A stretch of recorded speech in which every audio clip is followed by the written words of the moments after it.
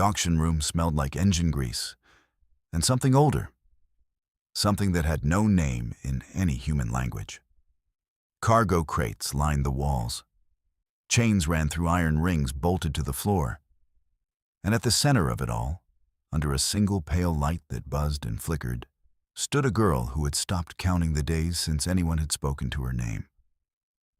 Her name was Vile. Not that anyone here used it. The auctioneer, a thick-necked Drovian merchant named Osek, called her Lot 7. He described her the way a man might describe a piece of furniture. Good condition, compliant, low maintenance. Her kind, the Sarathi, were known for their endurance and their silence. Two things buyers liked very much.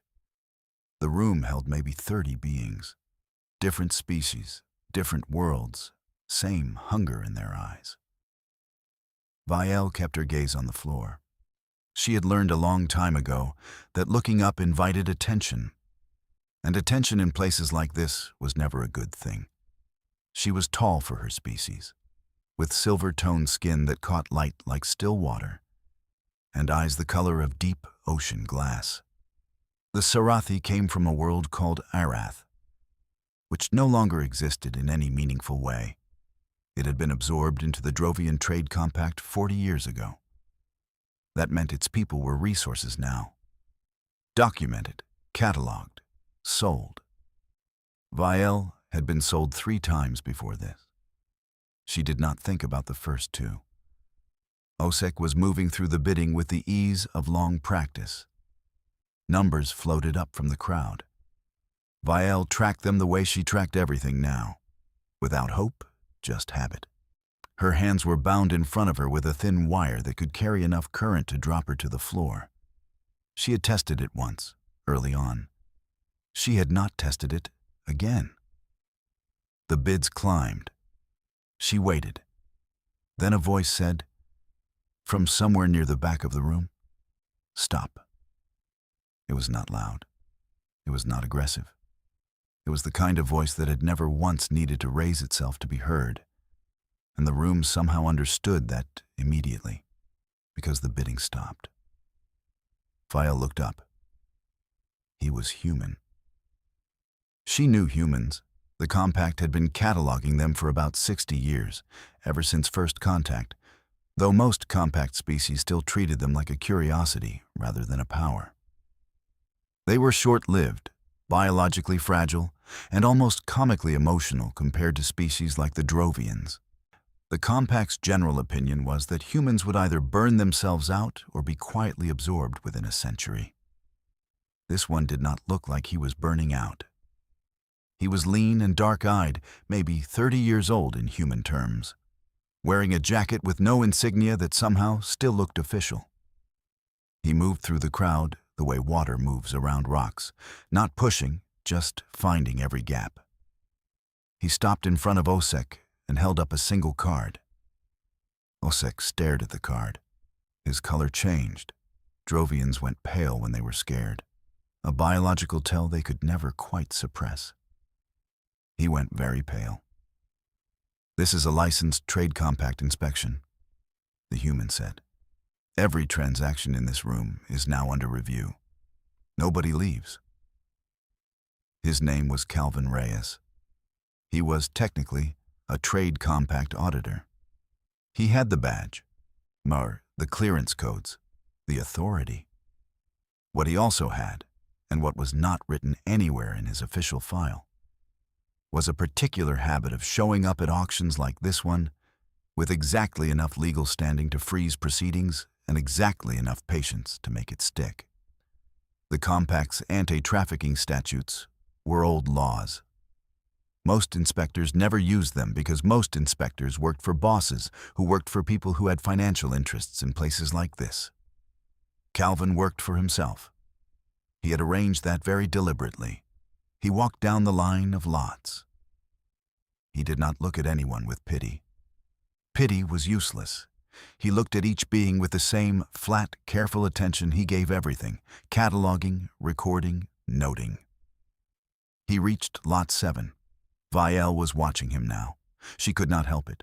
In 3 sails and years of cargo holds and back rooms, she had never seen anyone walk into a place like this and make it go quiet with a piece of paper. "What is your designation in this auction?" he asked her. His compact standard was clean and precise.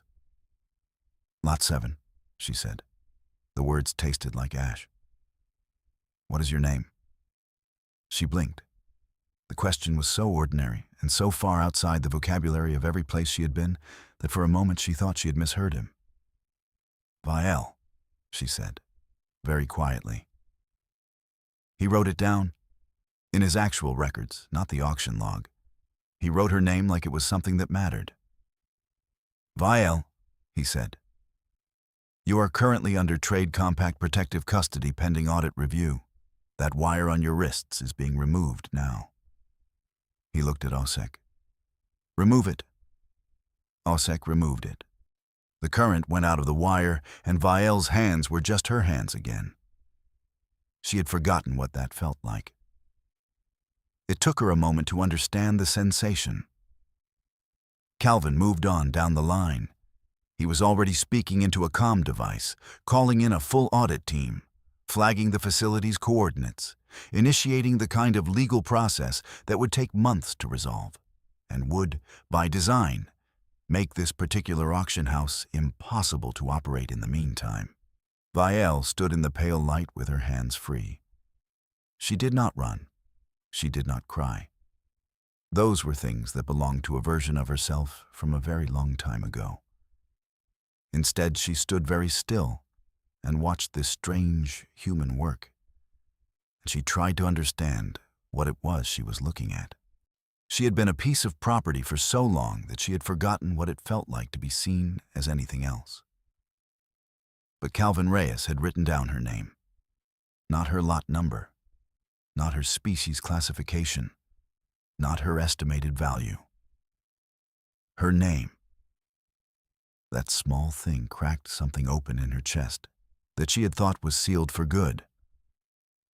Outside, through the one grimy window near the ceiling, she could see the lights of a port city she did not know. Ships moving in the dark, the sounds of a galaxy going about its business, indifferent and enormous.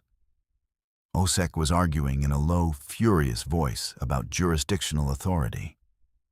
Calvin was answering him in a tone so calm it was almost insulting, citing statute numbers from memory with the ease of someone reciting a grocery list.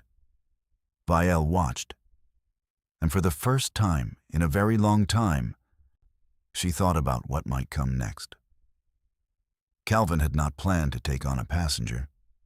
He had planned, as he usually did after an audit action, to file his reports, hand the displaced persons over to a compact resettlement coordinator, and move on to the next site on his list. He had 4 more flagged locations in this sector alone. He did not have time for complications.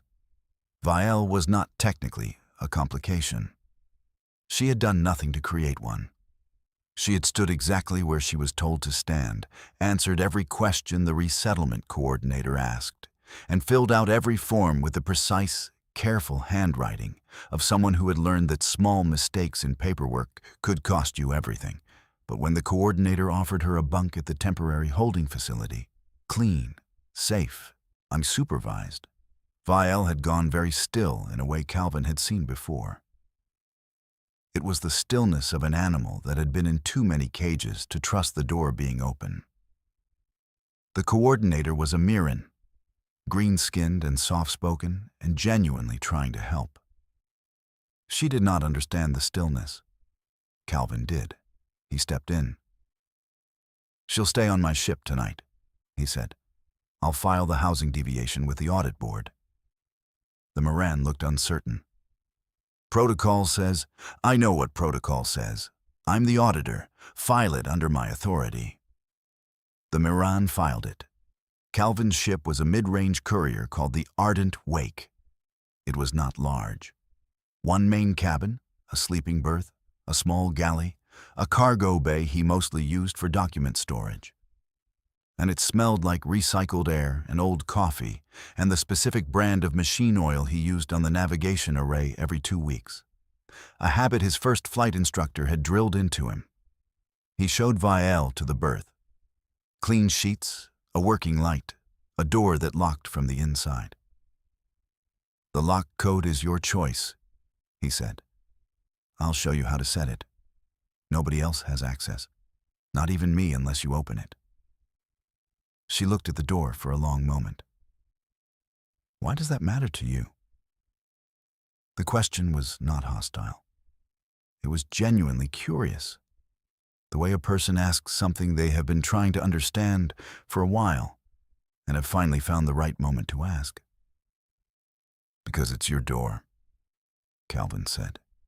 "You get to decide what happens on your side of it." She set the lock code herself. He showed her twice how to change it if she wanted to. She changed it once, just to confirm she could. Then she stood in the doorway and looked at him with those deep water eyes. "I am not going to run," she said. "I want you to know that. I am not going to steal from you or cause you problems. I understand that you have done me a significant service, and I intend to—" "Vielle." She stopped. "You don't owe me anything," he said. "You don't have to explain yourself or earn your place here. You can just exist on this ship for tonight. That's it. That's all this is." She was quiet for a moment. "Your species is very strange. We hear that a lot," he said. He made 2 cups of something hot from the galley. Not exactly coffee, not exactly tea. A blend he'd picked up on a station somewhere in the Helen system that tasted like neither and somehow like both, and left one outside her door. He did not knock. He just left it there. She found it 20 minutes later. He heard the door open, heard her pick up the cup. He did not look up from his reports. In the morning, she was sitting at the small galley table when he came out of his own berth. She had found the cup of cold leftover blend from the night before and was holding it with both hands, in the particular way beings hold things they are not sure they are allowed to have. He made fresh. He handed her a cup. He sat down across from her. "Where's the resettlement facility sending you?" he asked. She named a station. Calvin knew it. It was technically safe, technically functional, and practically a processing backlog that could take 6 to 18 months to resolve. People fell through those cracks constantly, not because anyone was malicious, just because the system was old and underfunded and the galaxy was large. "And after that?" he asked. "There is no after that in the paperwork," she said. He drank his coffee. She drank her blend. Outside the ship's small viewport, the port city was waking up under an orange sky. "I need a navigator," he said. "Someone who speaks at least 3 compact dialects and can read secondary shipping manifests. The position pays standard compact contractor rates, with full legal documentation, independent worker status, and a renewable contract that you can terminate at any time for any reason." She set down her cup. "You are offering me a job. I'm offering you a job. You don't know if I can navigate. Sarathi education is mandatory through advanced spatial mathematics. You grew up on a trade world. You can navigate." She looked at him for a long moment. Not the look she had given him at the auction. That careful, assessing look of someone trying to calculate risk. This was something quieter. Something closer to what confusion looks like when it is starting to become something else. "Why?" she asked. "Because I need a navigator," he said. "And because you need a door that locks from the inside and work that pays and nobody telling you what your lot number is. That is a very practical reason. I'm a very practical person." The orange sky outside turned gold as the sun finished rising. Somewhere in the city below, the day was beginning. Ships fueling, goods moving, the whole relentless machinery of interstellar commerce grinding forward. Vielle picked up her cup again. She looked out at the light. "Show me the navigation array," she said. The Ardent Wake left port with 2 people aboard and a 6-month contract signed in duplicate, filed with the Trade Compact Contractor Registry and time-stamped to the second. Vielle had read every word of the contract before signing. Calvin had expected this. He had watched her read it the way she read everything. Slowly, with the focused stillness of someone who understood that the words on a page could determine the shape of a life. She had asked 4 questions. He had answered each one directly, without filler, without the particular kind of reassuring vagueness that people used when they wanted you to agree to something without fully understanding it. She signed. The first week was mostly silence, which suited them both. Vielle learned the ship.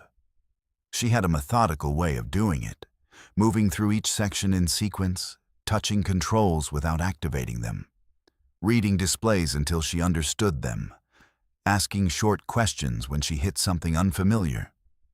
Calvin answered every question. He did not volunteer information she had not asked for. He did not fill silence with noise. On the 4th day, she found his handwritten star charts in the cargo bay. Old ones? Paper? A habit he had picked up from a mentor who had insisted that physical charts forced you to understand the geometry of what you were doing, instead of just reading a number off a screen. She stood at the bay door and looked at them for a long time, without saying anything. "You can look at them if you want," he said from the corridor. She went in and looked at them for a long time. Her fingers hovered over the paper without quite touching it. She had the expression of someone encountering a thing from their own memory and finding it where they did not expect. "My father charted by hand," she said. Not to him. Not really. To the charts. He let it sit. He went back to the cockpit. That night, she sat at the galley table and worked through an old navigation exercise on a tablet, cross-referencing his charts, making small annotations in the margin of the screen. She worked for 3 hours. He worked at the opposite end of the table on his audit reports. Neither of them spoke. It was the most comfortable silence he had experienced in years. The first real trouble came at a fuel stop called Harkins Port, 8 days out. Harkins was the kind of station that had never quite decided if it was legitimate or not, and had settled on a permanent state of somewhere in between. The fuel was real. The documentation was flexible. The people who operated it had a very casual relationship with Trade Compact jurisdiction. Calvin had fueled there before. He knew the owner, a broad, scarred Vethian named Dirk, who disliked him professionally and respected him in the specific way that people who operate in gray areas respect someone who knows all the relevant statutes. Dirk saw Vielle, and his eyes did the calculation that eyes in places like Harkins did automatically: species, condition, documentation status. And Calvin saw it happening and stepped forward before the thought finished forming. "She's my contracted navigator," he said. "Full compact registry, filed 3 days ago. You want the confirmation number?" Dirk looked at him, then at Vielle, then back. "No trouble here?" Dirk said, in the tone of a man who had decided the math did not favor trouble. "Good," Calvin said. They fueled in 30 minutes and left. Vielle did not speak until they were clear of the station's range. "That happens a lot," she said. It was not a question. "No, less than it used to," he said. "More than it should." She was quiet for a moment. "Do you always do that? Step forward like that?" He thought about it honestly, the way he tried to think about most things. "When I see it happening, yes." without calculating whether it costs you something? I calculate, he said. It just usually doesn't change what I do. She looked out the viewport at the stars. Her profile in the cockpit light was very still, very composed, the way people look when they are holding something carefully inside themselves that they are not ready to put down yet. Arath had a saying, she said. It was about the kind of person who does something difficult, not because they will be rewarded, but because the thing is right. There is no good translation. The closest in standard is something like one who pays the cost without hiding the receipt. Calvin considered that.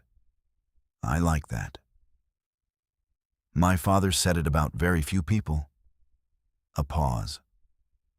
I have met 3 people in my life he would have said it about. She went back to the navigation display. He went back to the controls. He did not ask if he was one of the 3. The question felt like it would cost something that the moment was not ready for. He filed it away instead, in the part of himself where he kept things that mattered more than he had words for yet. And he flew the ship forward into the dark between stars. Weeks turned. The Ardent Wake ran 3 audit runs in the outer sectors, 2 cargo inspections for legitimate traders who were irritated by the process and cooperative about it, and 1 confrontation with a Drovian shipping consortium, whose legal team attempted to challenge Calvin's inspection authority in real time via a live comm argument that lasted 40 minutes and ended with the consortium's captain signing the inspection documents in furious silence. Vielle managed the navigation for all of it. She was, as he had expected, excellent. She had the spatial intuition of someone who had grown up on a trade world, where knowing how things moved through space was as basic as knowing how to walk. She was also methodical and calm under pressure in a way that had nothing to do with passivity and everything to do with a bone-deep habit of functioning in difficult conditions. He noticed things the way he noticed everything, without meaning to assign them significance, and then finding the significance there regardless. The way she always positioned herself near an exit in any new space before she relaxed. The way she flinched just slightly if someone moved behind her without warning. The way she ate slowly and deliberately, like someone who had not always been certain the next meal was coming. He did not mention these things. They were not secrets she was keeping from him. They were the residue of years, and they were hers to carry or put down at her own pace. What he did do was make sure the ship ran the same way every day. Same meal times, same schedule, same small, predictable rhythms. He had done some reading on what stability meant for people who had been in situations like hers. He had done this reading in the first week, quietly, alone, the same way he prepared for any situation where he was in over his head and needed to not be. The reading said that predictability was the first form of safety. He was good at predictable. She noticed. He could tell from the way the tension in her shoulders, which had been constant in the first days, began to ease. Not gone, not close to gone, but less acute. One evening, 6 weeks in, she made food. Not the standard ration packs the ship was stocked with, but actual food, using a small collection of ingredients she had bought at the last port without mentioning it. She set a bowl in front of him without asking if he wanted it. He tasted it. It was unlike anything he had ever eaten, warm and complex, with a flavor that was completely alien to anything in his experience, but immediately, inexplicably, it felt like something you'd wanted before you knew it existed. "This is incredible," he said. "It is called Varath," she said. "It is ordinary food where I am from." "It's not ordinary." She sat down across from him with her own bowl. "Everything is ordinary somewhere," she said. And then, very quietly, "I made it because I wanted to, not because I owed you anything." He looked at her. "I know. I want you to know that I know the difference now." He held that for a moment. How long did it take? She thought about it. About 4 weeks. To believe it was real. That it was not a system. That there was not a cost I had not been told about. There isn't, he said. I know, she said. That is what took 4 weeks. They ate. The ship hummed around them. Somewhere outside, the stars moved in their slow, eternal directions. Yun and the galaxy continued its business, vast and mostly indifferent. But in this small metal room, something was becoming something else. Slowly, and without being named yet, the way important things often do. The distress signal came at 0300 ship time from a disabled freighter called the Marin's Cut, stuck at the edge of a debris field 3 sectors outside standard patrol range. Vielle caught it first. She had developed a habit of running a passive scan sweep during her night watches, something Calvin had not asked her to do and had not realized she was doing until he saw the logs. She caught the signal 12 minutes before the automated alert would have flagged it.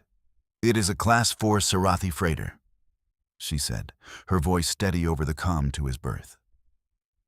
Crew of 9, primary drive offline. Secondary life support at 40%. They have been broadcasting for 6 hours. He was in the cockpit in 3 minutes. 6 hours was a long time to broadcast into empty space. In this sector, with this kind of debris field, it could have been a lot longer before anyone found them. Plot the intercept, he said. She already had. They came into range 2 hours later. The Marin's Cut was a working freighter, old, patched in the specific way of ships that stay operational through stubbornness rather than budget. She was listing slightly, her running lights at half power, her broadcast antenna still cycling through the distress loop. Calvin opened a comm channel. Marin's Cut, this is the Ardent Wake, Trade Compact Registry. We are responding to your distress signal. What is your situation? The voice that came back was female, and exhausted, and doing a very good job of not sounding as scared as she was. Wake, this is Captain Lena Morad of the Marin's Cut. We are grateful for the response. Drive failure caused a cascade into secondary systems. We have 9 aboard, no injuries. But we cannot move, and our life support will not hold past 30 hours at current consumption. Understood, Captain Morad. We are coming alongside. We have repair capability and can assess the drive situation. Stand by. He looked at Vielle. She was already pulling up the technical specifications for Sarathi Class 4 drive systems on the secondary display. I know this drive, she said. It is the same series as the ones used on Arathi trade vessels before the compact absorption. I have done maintenance on this type. Can you fix it? Probably not alone, but I can tell you exactly what is wrong and how to fix it. Good enough. The docking took 20 minutes. Careful work in the debris field. Vielle guiding him through it with a particular calm she had in tight margin situations. Her voice in his ear giving adjustments in small, precise increments. When the seal locked, he felt the slight pressure change of 2 ships becoming one temporary system. Captain Lena Morad met them at the airlock. She was a compact, dark woman with the look of someone who had been managing a crisis for 6 hours and was holding herself together through pure professionalism. She stopped when she saw Vielle. Her reaction was not the marketplace calculation of Harkin's port. It was something entirely different. Recognition, maybe, or the particular expression of a person who did not expect to find something from their own world in an unexpected place. She said something in a language Calvin did not speak. It was short, 2 or 3 words, and sounded like a question. Vielle went very still. Then she answered in the same language. 3 words. Something shifted in the air between them. Morad put her hand briefly on Vielle's arm, a light touch, and nodded once. Then she turned to Calvin with the brisk practicality of a captain who had a ship to save. "Where do we start?" They started with the drive. Calvin was a competent mechanic in the general, practical sense of someone who maintained his own ship and could not afford to outsource every repair. He was not a specialist. Vielle was, it turned out, considerably more than a specialist. Ergo, she moved through the engine room with the ease of someone who had spent years in places like it, pulling panels, reading components, diagnosing by sound as much as by readout. 3 hours in, with Morad's 2 engineers and Calvin working on her direction, they had the primary drive back to 60% function. Enough to move. Enough to reach the nearest port under their own power. They broke for water and rations in the freighter's small mess. Morad sat across from Calvin. Her crew was still working. The ship's noise changed now. Purposeful rather than distressed. "How did she end up on your ship?" Morad asked. She was not accusatory. She had the directness of someone who asked the questions she needed to ask without decoration. Calvin told her. The audit, the auction, the contract. Morad listened without interrupting, and when he finished, she was quiet for a moment. "Osek's house?" she said. "I know that name. I know what that place is." "You've lost people there?" "My species has lost people there for 40 years. A pause. "There are not many of us left who are free. We find each other when we can." He thought about Vielle 6 weeks ago, standing in the pale light with her hands unbound, looking at him like she had forgotten what the word for her own name was. "She is doing well," he said. "She is exceptional at her work. She is—" He paused, because the words he had were not quite the right ones, and he wanted to use the right ones.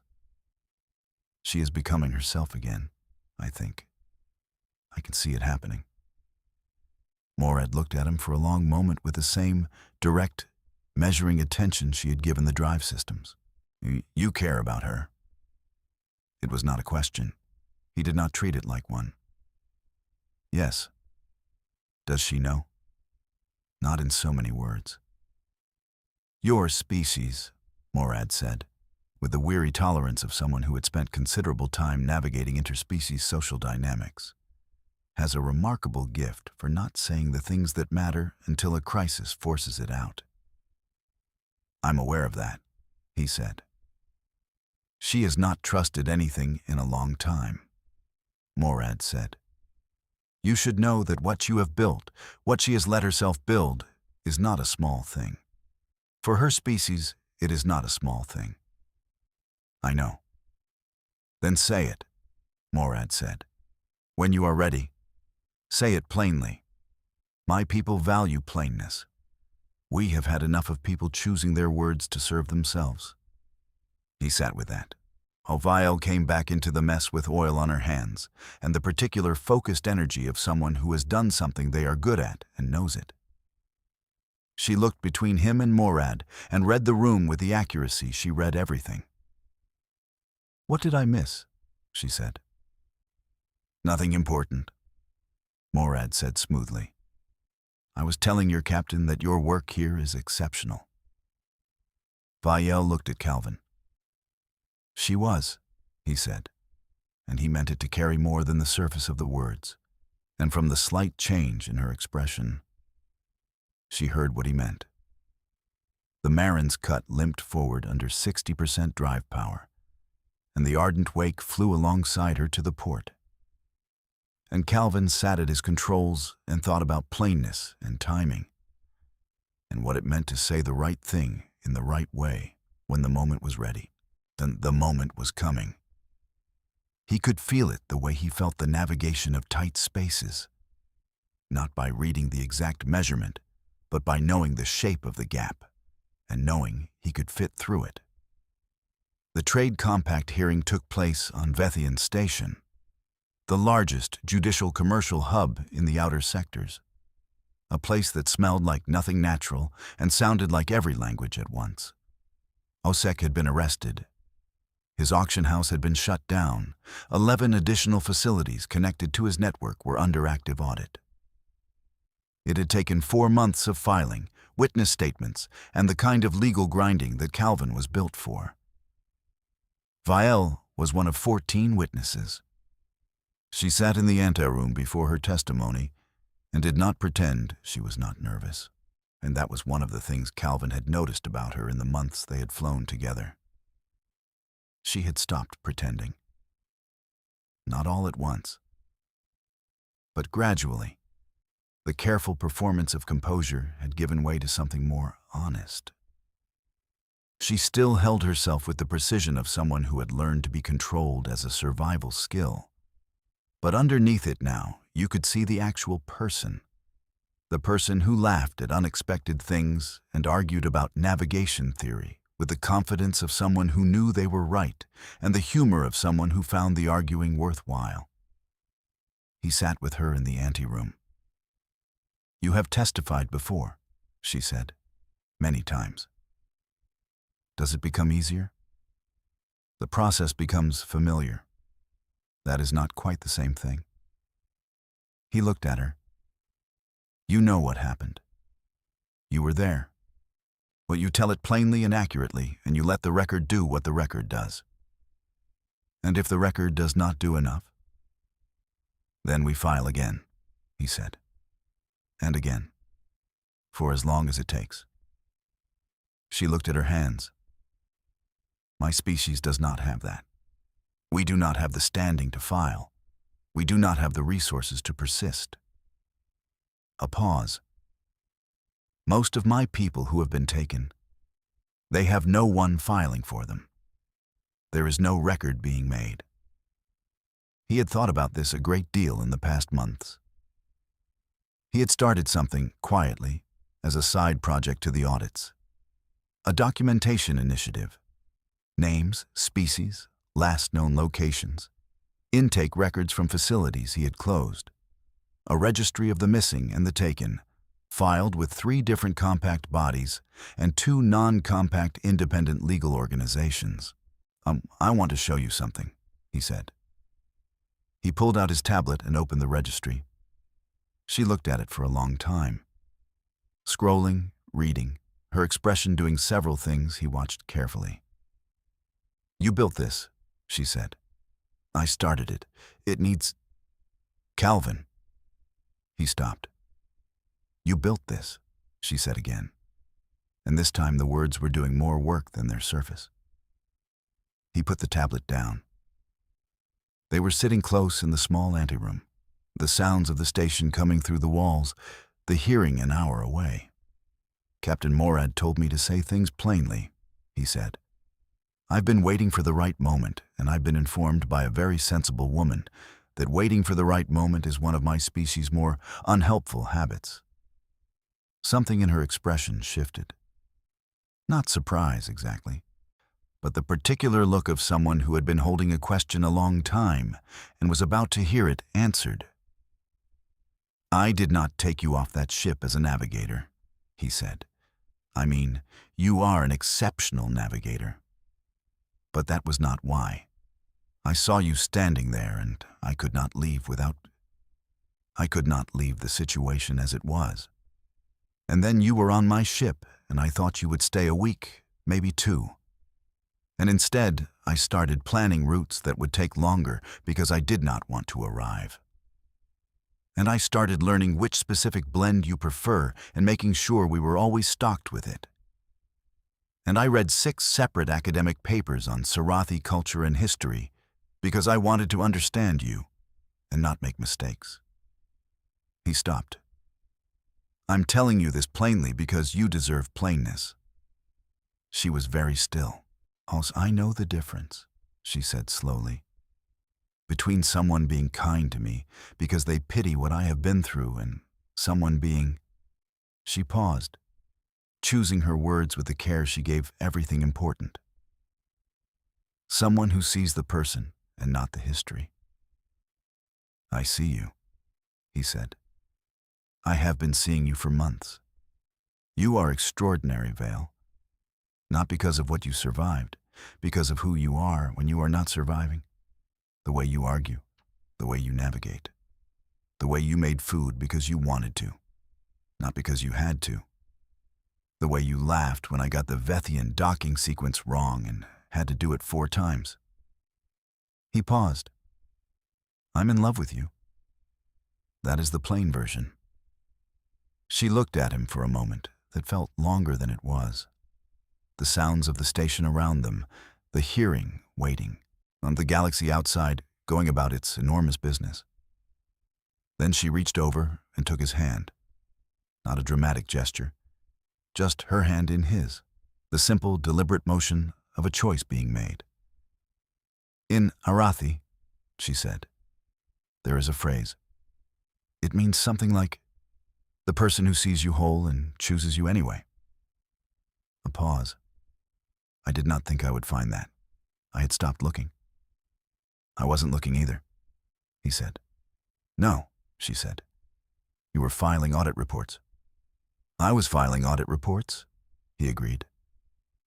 She smiled. He had seen her smile before, in small increments. But this was different, wider, less guarded. The kind of smile that costs something and is paid anyway. The door to the hearing room opened. An official called her name. She stood. She was still holding his hand. She let go, not reluctantly, but with the ease of someone who knows a thing will still be there when they come back. She walked into the hearing room, and she spoke plainly and clearly and on the record, her name and her testimony, and the names of everyone she could remember from every facility, every lot number that had had a name underneath it. She spoke for an hour and 15 minutes. The tribunal listened. When it was done, the lead adjudicator noted for the record that the testimony was the most comprehensive first-hand account of Drovian trafficking operations the Compact had received in 2 decades. Calvin was waiting when she came out. He had coffee, real coffee, the particular blend he'd sourced 3 ports ago, specifically because she had mentioned once that she was curious about it. He held out the cup. She took it. She drank. She considered. It is better than I expected, she said. High praise, he said. From me, she said. Yes. They walked out of the station together, into the wide, loud, complicated space of Vethian Station's main concourse. Every species and language and commerce stream flowing around them, the whole vast, ordinary business of a living galaxy in motion. The Ardent Wake was docked in Bay 17. It had new fuel, freshly calibrated navigation arrays, and a route loaded into the system for the next sector. 2 months of work ahead. More facilities to audit, more records to build, more quiet grinding work of making the law do what the law was supposed to do. Vielle fell into step beside him. She was reading something on her tablet as she walked. She always had 3 things running at once, he had learned, and it was simply how her mind worked. But when they reached the bay corridor, she put the tablet away and looked ahead at the docked ship. Do you know what I thought? She said. That first night, when you left the cup outside my door. Tell me. I thought it was a test, or a system, that there was a sequence being run to create a specific outcome. She paused. I spent an hour trying to figure out what the outcome was. What did you conclude? That I could not figure it out. A pause. And then I thought, maybe there is no outcome. Maybe he just made 2 cups and left one because it was the obvious thing to do. That's exactly what happened, he said. I know, she said. That is what I could not understand. The obvious thing. Done because it was obvious. No calculation. She looked at him. Your species is very strange. We hear that a lot, he said. I find, she said, that I am becoming less surprised by it. The bay door opened. The Ardent Wake sat in its dock, small and battered and functional, smelling like engine oil and old coffee. The navigation display through the cockpit window was lit. The route loaded, the stars already chosen. Vielle walked up the ramp first. At the top she turned and looked back at him, and there was something in her face that was completely new. Not the careful stillness of the auction room, not the cautious watchfulness of the early weeks, but something open and particular and hers. "Come on," she said. "We have work to do." He followed her in. The ramp closed behind them. The ship came alive. They flew.